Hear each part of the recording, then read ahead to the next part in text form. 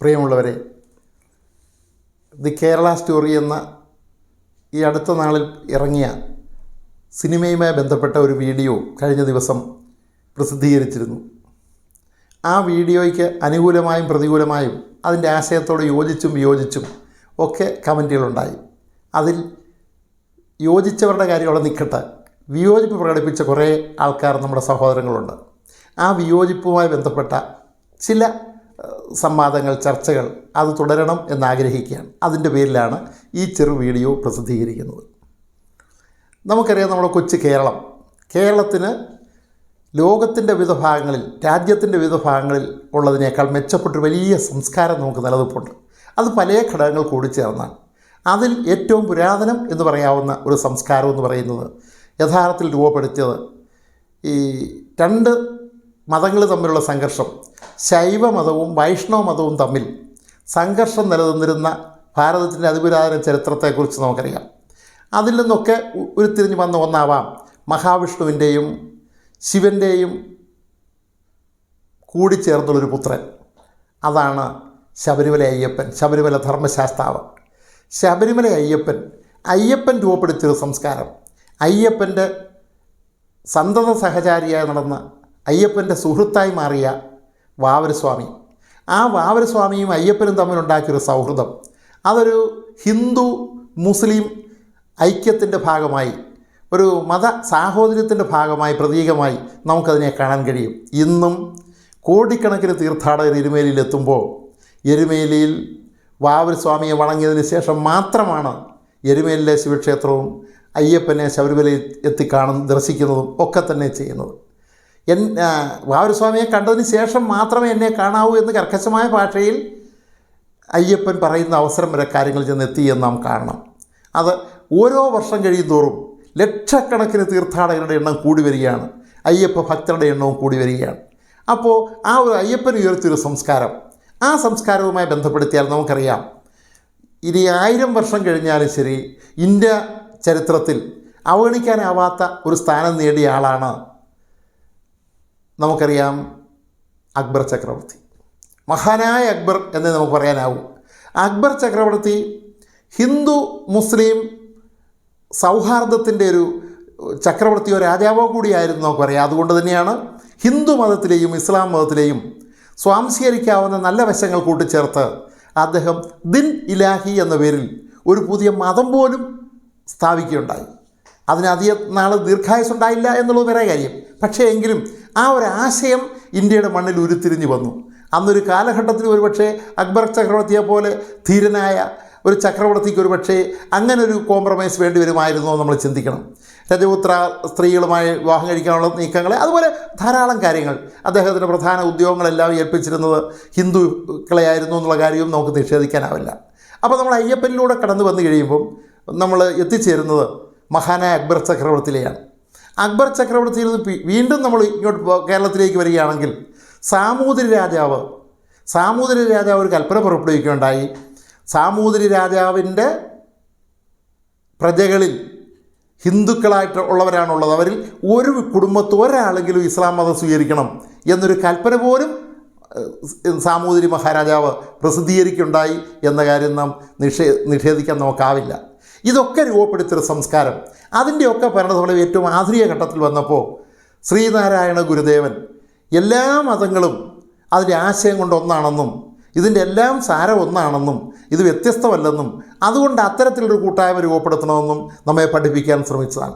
അപ്പോൾ കേരളത്തിൽ നിലനിൽക്കുന്ന ഒരു പൊതു സംസ്കാരം എന്ന് പറയുന്നത് യഥാർത്ഥത്തിൽ ഹിന്ദു മുസ്ലിം ഒരു ഐക്യത്തിൻ്റെ ഒരു രൂപപ്പെടലിൻ്റെ സംസ്കാരമാണ് നിലനിന്നത്. വേറൊരു തരത്തിൽ നമുക്കിവിടെ അതിനെ പറയാൻ പറ്റും, സിന്ധു നദീതട നാഗരികതയിൽ നിന്ന് ഉരുത്തിരിഞ്ഞ് വന്ന ഭാരതീയ സംസ്കാരവും മെസോപ്പൊട്ടോമിയൻ സംസ്കാരത്തിൽ നിന്ന് ഉരുത്തിരിഞ്ഞു വരുന്ന പേർഷ്യൻ സംസ്കാരവും അതിപുരാതന കാലം മുതൽ, ചരിത്രാതീത കാലം മുതൽ പരസ്പരം സമന്വയിക്കത്തക്ക തരത്തിലുള്ള ബന്ധങ്ങൾ, അത് അറബി നാടുകളുമായിട്ടുള്ള ബന്ധങ്ങൾ നമ്മൾ നിസ്സാരവൽക്കരിച്ച് കാണണ്ട. ഈ കാര്യം നിസ്സാരവൽക്കരിച്ച് നമുക്ക് കാണാനാവില്ല. ഞാൻ സൂചിപ്പിച്ചു വരുന്നതിൻ്റെ കാര്യം, ഈ ഹിന്ദുക്കളും മുസ്ലിങ്ങളും തമ്മിൽ സൗഹൃദത്തിൽ കഴിയാനാണ് നമ്മുടെ പുരാതന ചരിത്രമായാലും ശരി, സമീപകാല ചരിത്രങ്ങളായാലും ശരി, നമ്മളെയൊക്കെ ആ വഴിക്കാണ് ഗതി തിരിച്ചുവിടുന്നത്. ഏതാണ്ട് 100 വർഷങ്ങൾക്ക് മുമ്പ് കാശ്മീർ പോലുള്ള പ്രദേശങ്ങളിൽ പോലും മുസ്ലിങ്ങളും ഹിന്ദുക്കളും തമ്മിൽ പരസ്പരം വിവാഹബന്ധത്തിലേർപ്പെടുന്ന അകലം മാത്രമേ ഉണ്ടായിരുന്നുള്ളൂ. രാഷ്ട്രീയക്കാർ അവരുടെ ഉപയോഗങ്ങൾക്ക് വേണ്ടി ദുരുപയോഗം ചെയ്യാൻ ശ്രമിച്ചതിൻ്റെ ഭാഗമായിട്ടാണ് ഒരുപക്ഷേ ഈ അകൽച്ച അവിടെയൊക്കെ രൂപപ്പെട്ടെങ്കിൽ ഇതെല്ലാം രൂപപ്പെട്ടു വരുന്നത്. നമുക്ക് കാണാൻ കഴിയുന്നൊരു കാര്യം, ഹിന്ദുവും മുസ്ലിമും രാഷ്ട്രീയ ആയുധമായി ഉപയോഗിക്കേണ്ടവർക്ക് ഉപയോഗിക്കാം. അതുപോലെ തന്നെ ചില തൽപരകക്ഷികൾ ഹിന്ദു വിഭാഗത്തിലെ മൃഗീയ ഭൂരിപക്ഷം വരുന്ന ഹിന്ദുക്കളും മുസ്ലിങ്ങൾ വിരോധം കാണിക്കുന്നവരല്ല. ഹിന്ദു മതത്തിൻ്റെ പേരിൽ മുന്നോക്കം വരണമെന്നും രാഷ്ട്രീയ അധികാരം നേടണമെന്നും ആഗ്രഹിക്കുന്ന വളരെ ചെറു ന്യൂനപക്ഷം ഹിന്ദുക്കളിൽ ആണ് മത തീവ്രവാദികളായി മാറിയിട്ടുള്ളത്. അവർക്കാണ് ഇതിൻ്റെ പോരാട്ടത്തിൻ്റെ ആവശ്യകത നിലനിൽക്കുന്നത്. അതേപോലെ ഇസ്ലാം മതവിഭാഗത്തിൽ വളരെ ചെറു ന്യൂനപക്ഷം മാത്രമാണ് ഇസ്ലാം മത തീവ്രവാദികളായി മാറുന്നത്.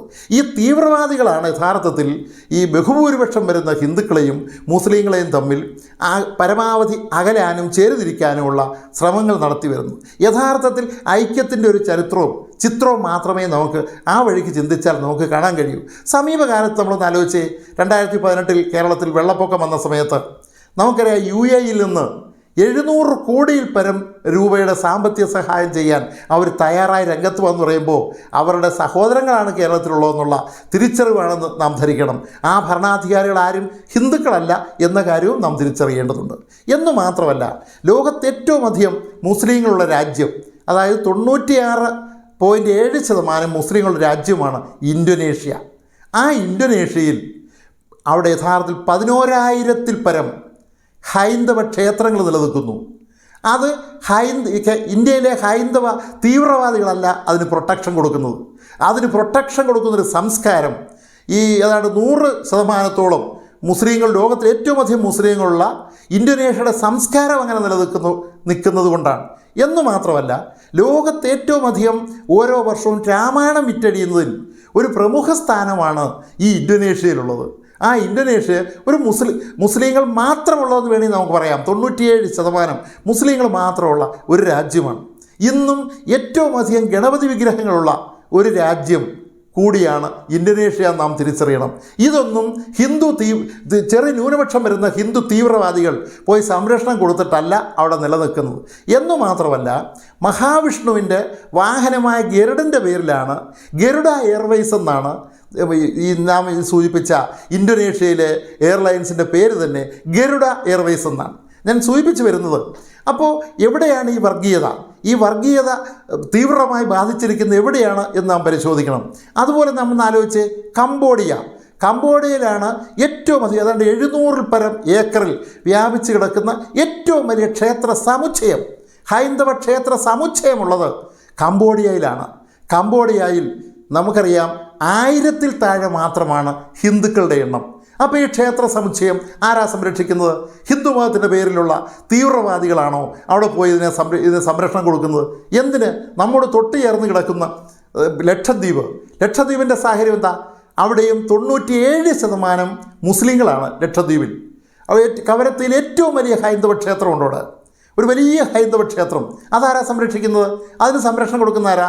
ഈ ഹിന്ദു മതത്തിൻ്റെ പേരിൽ ഹിന്ദു ക്ഷേത്രങ്ങളും ഹിന്ദു സംസ്കാരവും എല്ലാം കെട്ടിപ്പടുക്കാൻ വേണ്ടി മാത്രം ഏതാണ്ട് വിരാട് പുരുഷനിൽ നിന്നൊക്കെ അവതരിപ്പിച്ച് വന്നെന്നൊക്കെ പ്രതീക്ഷിക്കുന്ന ചില തീവ്രവാദ സംഘടനകൾ, ആ ന്യൂനപക്ഷം വരുന്ന തീവ്രവാദ സംഘടന, അവരാണോ അവിടെ ലക്ഷദ്വീപിൽ പ്രൊട്ടക്ഷൻ കൊടുക്കുന്നത്?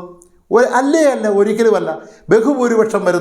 മൃഗീയ ഭൂരിപക്ഷം വരുന്ന ഹിന്ദുക്കളും മൃഗീയ ഭൂരിപക്ഷം വരുന്ന മുസ്ലിങ്ങളും പരസ്പരം പോരടിക്കാനല്ല ആഗ്രഹിക്കുക, അവർ സന്തോഷിച്ച് കഴിയാനാണ്. അത് ഇന്ത്യ മഹാരാജ്യത്ത് എമ്പാടുമെന്നാണെങ്കിൽ ഈ കൊച്ചു കേരളത്തിൻ്റെ സംസ്കാരം എന്ന് പറയുന്നത് അത് മറ്റ് സംസ്ഥാനങ്ങൾക്ക് പോലും മാതൃകയായി വരുന്ന ഒരു ഐക്യത്തോടു കൂടി ജീവിക്കുന്ന, തൊട്ടടുത്ത വീടുകളിൽ ഒക്കെ തന്നെ ഹിന്ദുക്കളും മുസ്ലിങ്ങളും ക്രിസ്ത്യാനികളും അങ്ങനെ ആയി താമസിക്കുന്ന സമയത്ത് അവർ സാഹോദര്യത്തോടുകൂടി ജീവിച്ചു വരികയാണ്. അങ്ങനെ മതസൗഹാർദ്ദം, അങ്ങനെ ഇതിൻ്റെ ആവശ്യകത പോലും നിലവിലില്ല. പക്ഷേ എങ്കിലും മതസൗഹാർദ്ദത്തിന് പുകൾപെറ്റ നാടാണ് ഈ കൊച്ചു കേരളം.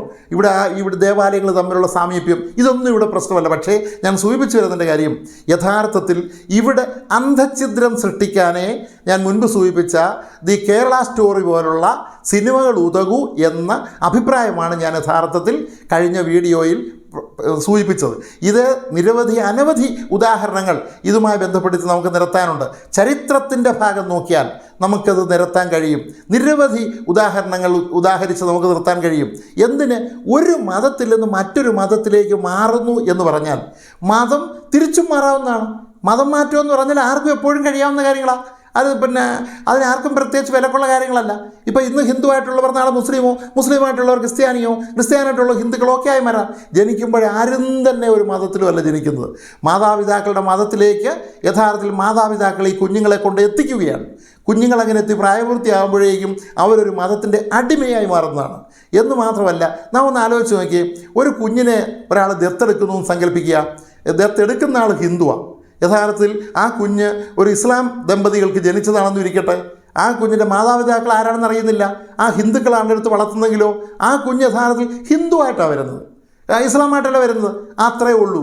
അതുപോലെ തന്നെ കൊച്ചു കുഞ്ഞുങ്ങൾ, ഞാൻ ഒന്നുകൂടെ ചോദിക്കുകയാണ്, കൊച്ചു കുഞ്ഞുങ്ങൾ 1000 കുഞ്ഞുങ്ങൾ പിറന്ന ഒരു വലിയ ആശുപത്രിയിൽ നമുക്ക് ഒരു മാസത്തെ അവിടുത്തെ ഡെലിവറി കേസുമായി ബന്ധപ്പെട്ട് നോക്കിയാൽ 1000 കുഞ്ഞുങ്ങളുണ്ടെങ്കിൽ ഈ 1000 കുഞ്ഞുങ്ങളെയും ഡ്രസ്സ് ഇടിപ്പിക്കാതെ നിരത്തി നിർത്തിയിട്ട് ഏറ്റവും വലിയ തീവ്രവാദി, ഹിന്ദു തീവ്രവാദി, വർഗീയവാദിയും മുസ്ലിം വർഗീയവാദിയെയും കൊണ്ട് നിർത്തിയിട്ട് നിരത്തി നിർത്തി ചോദിക്കണം, ഈ പറഞ്ഞ 1000 പേരെയും കുഞ്ഞുങ്ങളെ കണ്ടിട്ട് ഇത് ഇന്ന മതമാണ്, ഇന്ന മതമാണ്, ഇന്ന മതമാണ് എന്ന് പറയാൻ കഴിയുമോ?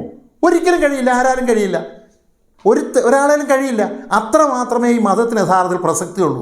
ആ മതത്തിൻ്റെയൊക്കെ പേരിൽ ചേരുതിരിക്കാനുള്ള ശ്രമം നടത്തുന്ന ആ മൂവ്മെൻറ്റിൻ്റെ സാംസ്കാരികമായ ചേരുതിരിക്കൽ, അതാണ് യഥാർത്ഥത്തിൽ കേരള സ്റ്റോറി പോലുള്ള സിനിമ കൊണ്ട് യഥാർത്ഥത്തിൽ ഉദ്ദേശിക്കുന്നതാണ്. പക്ഷേ ആ പരിപ്പ് ഈ കൊച്ചു കേരളത്തിൽ വേവില്ല. ഇവിടെ കേരളത്തിലെ മുസ്ലിം ആയാലും ശരി, ക്രിസ്ത്യാനി ആയാലും ശരി, ഹിന്ദു ആയാലും ശരി, കേരളത്തിലെ ജനങ്ങൾ, മലയാളികൾ, അവർക്കറിയാം ഈ കേരളം വളർന്നു വന്നത്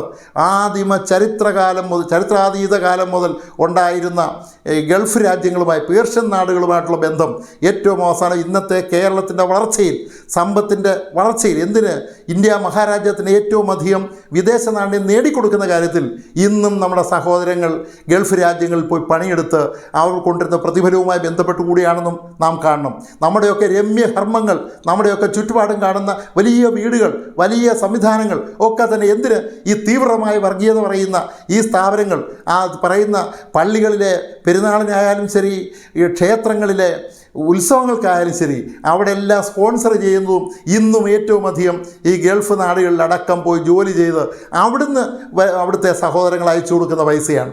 ഇവിടുത്തെ ലക്ഷക്കണക്കിന്, ഏതാണ്ട് ഔദ്യോഗിക കണക്കനുസരിച്ച് 50 ലക്ഷത്തിലധികം പേർ ഗൾഫ് രാജ്യങ്ങളിൽ ജോലി ചെയ്യുന്നു കണക്കനുസരിച്ച്. പക്ഷേ അതിനേക്കാൾ എത്രയോ കൂടുതൽ അവരൊക്കെ എത്രയോ ലക്ഷങ്ങൾ ഒരു മനുഷ്യായ മുഴുവൻ പണിയെടുത്ത് നാട്ടിൽ നമ്മുടെ വീടും കൂടും വളർത്തി മക്കളെയും വളർത്തി കൊണ്ടുവന്നിരുന്നവർ, അങ്ങനെ പുരോഗതി സമൂഹത്തിനുണ്ടാക്കിയവർ, കുടുംബത്തിനുണ്ടാക്കിയവർ, രാജ്യത്തിനുണ്ടാക്കിയവർ, നാടിനുണ്ടാക്കിയവർ, അങ്ങനെ ലക്ഷോപലക്ഷം പേർ അങ്ങനെ നിലനിൽക്കുന്നു. പക്ഷേ ആ പോയവരെല്ലാം ഗൾഫ് രാജ്യങ്ങളിൽ പോയേച്ച് മുസ്ലിമായിട്ടാണോ തിരിച്ചു വരുന്നത്? അങ്ങനെയാണെങ്കിൽ മുസ്ലിം രാജ്യങ്ങളാണല്ലോ, അവിടെ ചെല്ലുമ്പോൾ അവരെ അവിടുത്തെ തീവ്രവാദികൾ ഇസ്ലാമാക്കി ഇങ്ങോട്ട് തിരിച്ചുവിടുകയാണോ ചെയ്യുന്നത്? ഈ പ്രവർത്തനങ്ങൾ എവിടെ നടക്കുക? ഇതെല്ലാം യഥാർത്ഥത്തിൽ എന്തോ സ്വാർത്ഥ താല്പര്യത്തിന് വേണ്ടി ഹിന്ദുവിൻ്റെ പേരിലും മുസ്ലിമിൻ്റെ പേരിലും തീവ്രമായ വർഗീയത അടിച്ചേൽപ്പിക്കാൻ ശ്രമിക്കുന്ന ചെറിയ ന്യൂനപക്ഷം പേർ, അവരുടെ ചതിക്കുഴിയിൽ വീഴുന്നവരല്ല കേരളത്തിലെ ബഹുഭൂരിപക്ഷം വരുന്ന ഹിന്ദുക്കളും മുസ്ലിങ്ങളും എന്നൊരിക്കൽ കൂടി ഞാൻ സൂചിപ്പിക്കുകയാണ്. മുൻപ് സൂചിപ്പിച്ച ആ വീഡിയോയുടെ തുടർച്ച എന്നുള്ള നിലയിൽ ആണ് അല്പം കൂടി നമ്മുടെ സംവാദത്തിൽ, നമ്മുടെ ചർച്ചയിൽ അതിനുള്ള ഘടകങ്ങൾ ലഭിക്കട്ടെ എന്നുള്ള ഉദ്ദേശത്തിലാണ് ഇട്ടത്. അനുകൂലിച്ചും പ്രതികൂലിച്ചുമുള്ള കമൻസ് ഞാൻ പ്രതീക്ഷിക്കുന്നു. ഈ ചെറു വീഡിയോ ഞാനിവിടെ അവസാനിപ്പിക്കുന്നു. ഞാൻ അഡ്വക്കേറ്റ് KN മോഹൻദാസ്.